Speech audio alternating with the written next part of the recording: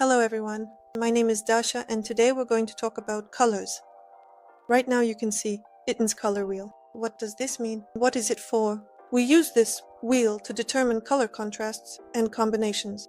Even if you're not an artist and you only want to understand web design, graphic design, or animation, you still need to be able to identify and combine different colors and shades well. This wheel divides colors into primary, secondary, and tertiary colors. Primary colors are those that cannot be obtained by mixing other colors.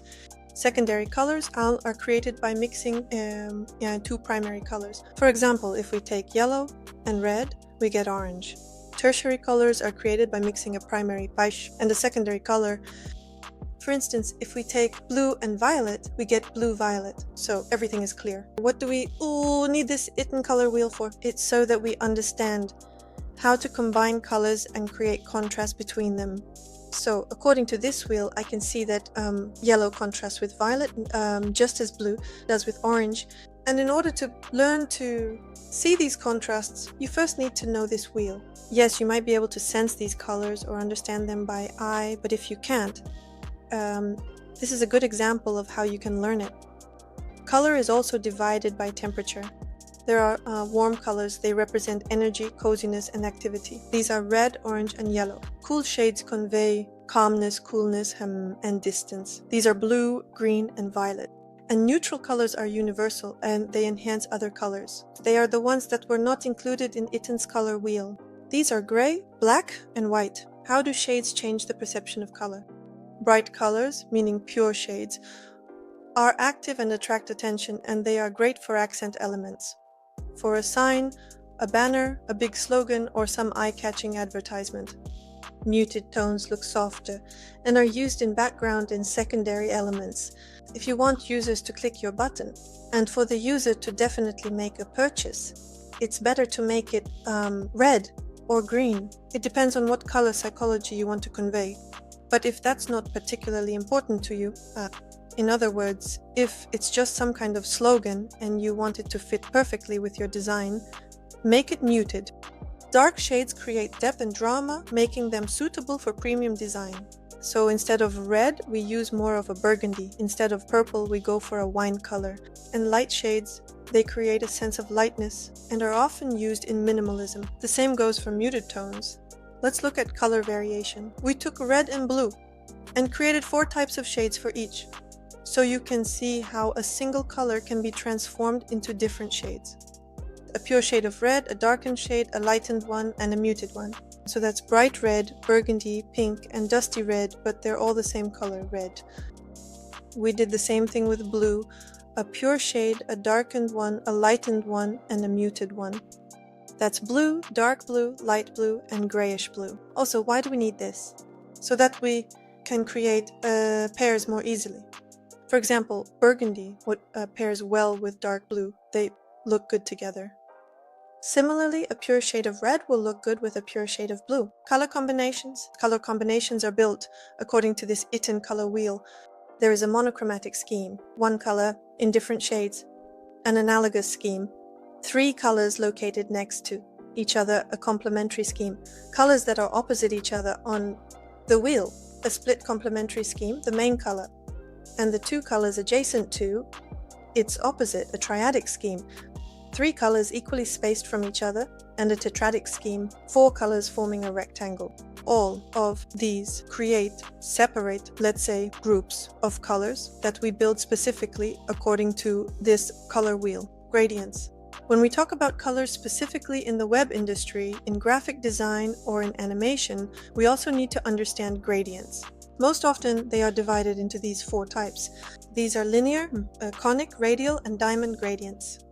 Linear is the simplest. Just split like this in half. It can be horizontal, vertical, diagonal. It doesn't matter. It depends on how you set up the vector, let's say the direction. Conic is like if you look at a cone from above, so it appears in that way. radial, M is a circle. So it will spread out like this in the shape of a sphere, and diamond is shaped like a diamond. To make the gradient smoother, like with the linear 1, just add more colors. The more colors you add, the more steps there are, the smoother the animation will be. Also, the more colors there are, the smoother any given gradient will be. It doesn't matter what type you're making. And now let's move on to the psychology of color. Color, just like font and everything else, carries a certain meaning, a certain psychology. Here are the most popular meanings for different colors. Red means attention, energy, passion, action, and draws attention. Let's take Coca-Cola as an example. It's bright, it's colorful, we can see it from afar, and it grabs attention. Blue stands for trust, stability, it calms and creates a sense of order. Similarly, many banks use this color, various services, even the post office. So it's art blue because they're trying to create that sense of order. Yellow represents joy, energy, attention. It's a stimulating color, depending on what it's used for. For example, let's take the McDonald's logo. Yellow is joy, energy, attention. All of these qualities are present. Next, we have green. Green stands for nature, balance, health, calmness, and eco-friendliness. Many hospitals, various ecosystems, and anything else related to ecology and health are associated with the color green, because we already have a direct association with this color. Purple represents creativity, mystery, and often signifies important elements. Purple is also frequently used by agencies, bureaus, creative schools, and similar organizations. Most often, it's actually orange and purple. White stands for purity, simplicity, lightness, and is a symbol of minimalism. And black represents style, strength, energy, and is associated with luxury. There are no bad or good colors. Each color has its own specific psychology, what you want to convey, and what people are already accustomed to. If you want a color palette for your site app and you're unsure how, if picking colors is hard and you don't want to sit with a color wheel clicking around figuring out how colors mix, there are plenty of palette generators where you can set accents, experiment, and learn. They're all free and available online. Let's go over 4 options for these palettes now. The first palette is materialpalette.com. Here you can choose different shades and various colors. It immediately shows you what your interface will look like, which is very convenient. You can download this palette. It lists the exact colors that can be used on the web. So as you select, it automatically constructs which additional shades might suit you. Let's switch again. For example, to blue-gray it gets and this color. That's it. Of course, there aren't that many shades here, but you can still find something suitable.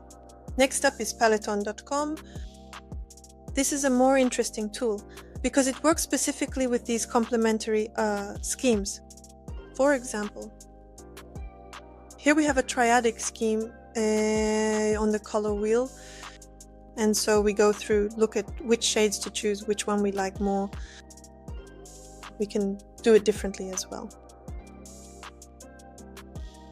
Here's the tetradic scheme we also talked about. You can change things here, of course. So everything can be adjusted. You can look and also see the code, markings, or rather, even the number of your color. There are also 2 more palettes we'd like to add. These are adobecolor.com and colors.com. They also have a huge variety of different colors and shades.